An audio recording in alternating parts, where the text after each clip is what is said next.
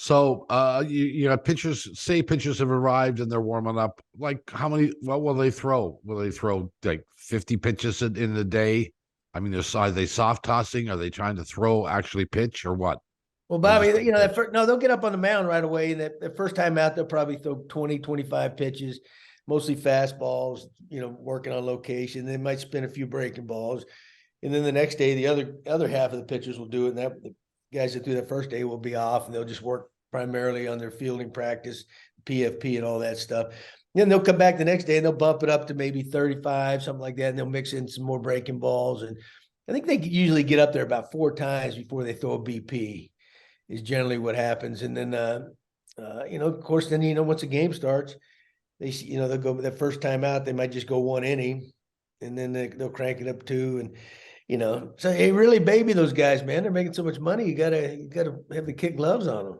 so as the manager, what are you looking for?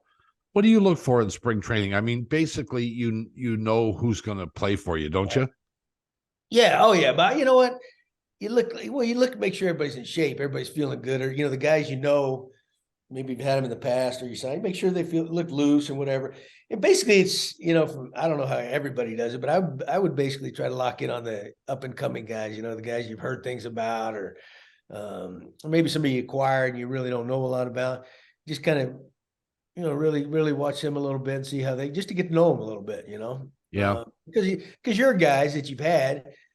I mean, pretty much everything about them, but you watch and see if they're laboring at all. Then something might be wrong, but that doesn't happen too often. In other sports, players come to camp in shape. I would assume most of the pitchers have probably been at camp for the last couple of weeks informally, correct? Yeah, Johnny, they working on stuff early. Yeah, they go down early. And what's funny, baseball, I mean, they're going year round. I think some guys might take a month off after the season, but then they crank it up. Because I can remember when I was with the Mets in the 80s, you'd show up. I mean, spring training was to get in shape, right? Some guys might do some in the off season, but they're down there to get in shape.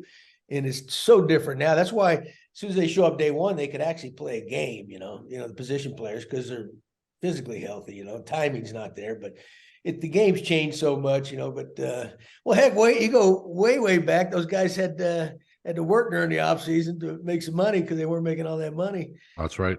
So they go to baseball and they better get in shape. So is spring training too long now? I think so. I think everybody would say yes, but with Bob's favorite thing, the 5-man rotation, you got extra pitchers. They need a little more time down there. Yeah. Well, if you weren't stupid in that way, then you'd shorten spring training by 2 weeks at least. You could. Oh yeah. You had a 4-man rotation. That's all you'd need. Yeah. Apparently nobody's listening to you or me because that hasn't changed. Nobody. But are there such things as dog days of spring training? I mean, once you get there you're there for 4.5 weeks, you go, how much longer do we have to be here? Oh yeah, it gets old. I mean, it gets real old. And then, you kind of hit that dead period in the middle, and I mean, just because you've been there, you're ready to go, everybody's feeling good. But then the pitchers will hit it like a dead arm period, where they've been cranking it up good, and then they just all of a sudden hit that lull, and there's really no pop in their arm, and so they, it takes about a week, 10 days for that to come around, and then they, it's kind of almost annually. It happens to every one of them every year, just kind of the way the body works, I think. So you probably got 20 on most teams on most years. You got 12, 22, 23 of the 25-man roster or 26-man roster now. That's decided. You know who's going to play. But there are a few jobs that usually are open. Some of them may be starting jobs. Most of them would be fill-in jobs. Are you spending most of your time looking at those guys? Yeah, I would. Yeah.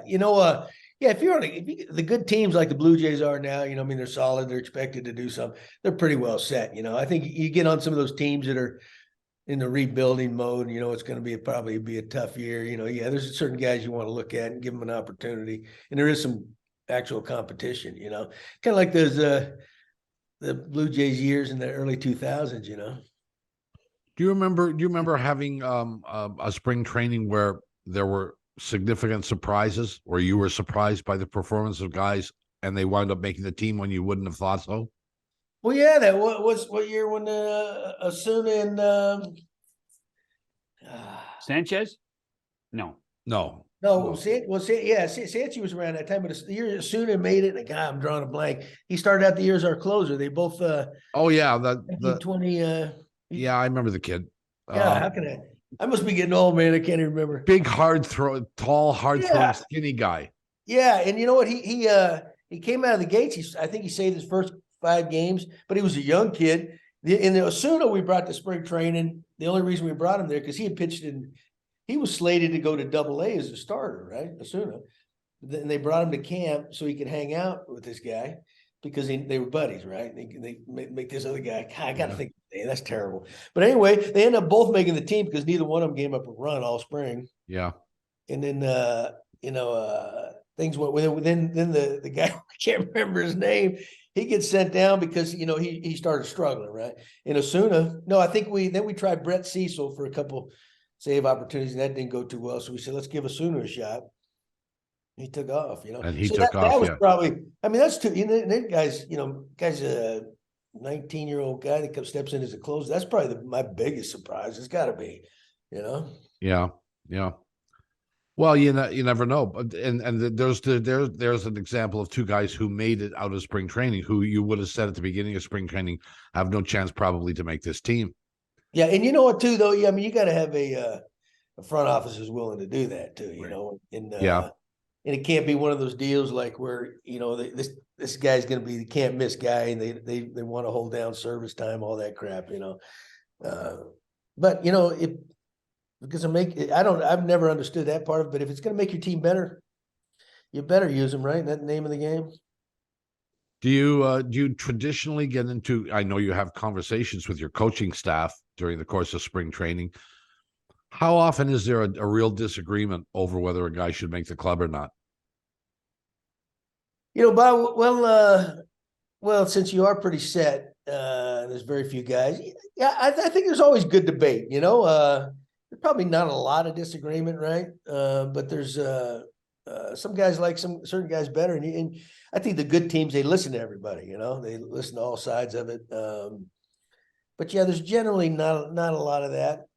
We get the coaches staffs get together, quite a bit just because you're sitting around at the end of the day, and Yeah. it may not be an official meeting, but you're sitting around and you talk about who you liked, and then somebody say, well, hey, did you see so-and-so today or something like that? And and that's kind of, when we talked about Osuna, that's kind of the way it was all spring. Do you see Osuna throwing off the mound today? And it's like, yeah, I saw him, but then, you start locking in on him, and next thing you know, you go, man, you go to the general manager and say, hey, man, we might have to take this guy. You see how good he is. And then the GM might say, I know it. He's looking pretty good, and then, so it's always talking baseball, Well, I mean, I don't know how it is nowadays, with heavy analytics. I don't know if they have necessarily They'll do that. Yeah.